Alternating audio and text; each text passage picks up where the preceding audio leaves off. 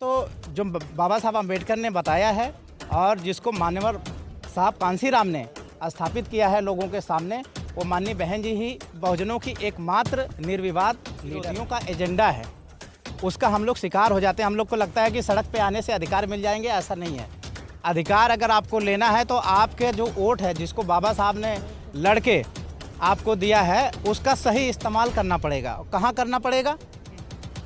जब आपके पास राष्ट्रीय संगठन है, उस राष्ट्रीय संगठन के बैनर तले आपको करना पड़ेगा। और मैं कह रहा हूँ, जितना भी आपके खिलाफ कानून बन रहे हैं, आपको सड़क पे आने की ज़रूरत नहीं है। आप अपने लोगों के घर में जाइए और उनको बताइए कि आपके गलत वोट देने के कारण ही आपके खिलाफ कानून बन रहे हैं।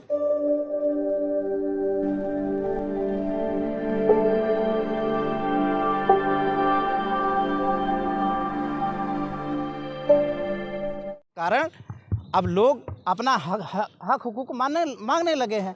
अब उनकी ये मजबूरी हो गई है कि आप जो बात कह रहे हैं उनको वो एफर्म करें, अपनी गलतियों को एडमिट करें, ताकि लोगों के दिलों में क्या है। कौन है, मायावती है या बामन मेश्राम है या अखिलेश यादव?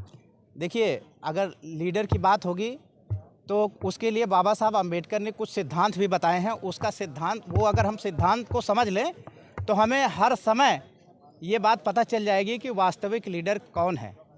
कौन है आपकी नज़र में? इस समय तो जो बाबा साहब अम्बेडकर ने बताया है और जिसको मान्यवर साहब कांसीराम ने स्थापित किया है लोगों के सामने, वो माननीय बहन जी ही बहुजनों की एकमात्र निर्विवाद लीडर हैं।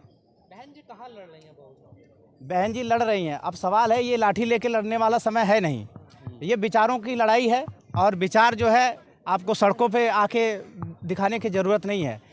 और बहुजन समाज के लोग इस देश में बहुजन हैं, लेकिन चूंकि विचारों के रूप में वो बहुजन नहीं है, विचारों के आधार पे वो अल्पजन बन जाते हैं।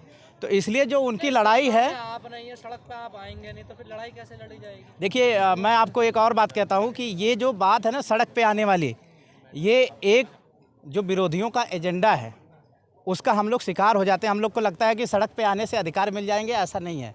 अधिकार अगर आपको लेना है तो आपके जो वोट है, जिसको बाबा साहब ने लड़के आपको दिया है, उसका सही इस्तेमाल करना पड़ेगा। कहाँ करना पड़ेगा? जब आपके पास राष्ट्रीय संगठन है, उस राष्ट्रीय संगठन के बैनर तले आपको करना पड़ेगा। और मैं कह रहा हूँ, जितना भी आपके खिलाफ कानून बन रहे हैं, आपको सड़क पे आने की ज़रूरत नहीं है। आप अपने लोगों के घर में जाइए और उनको बताइए कि आपके गलत वोट देने के कारण ही आपके खिलाफ कानून बन रहे हैं।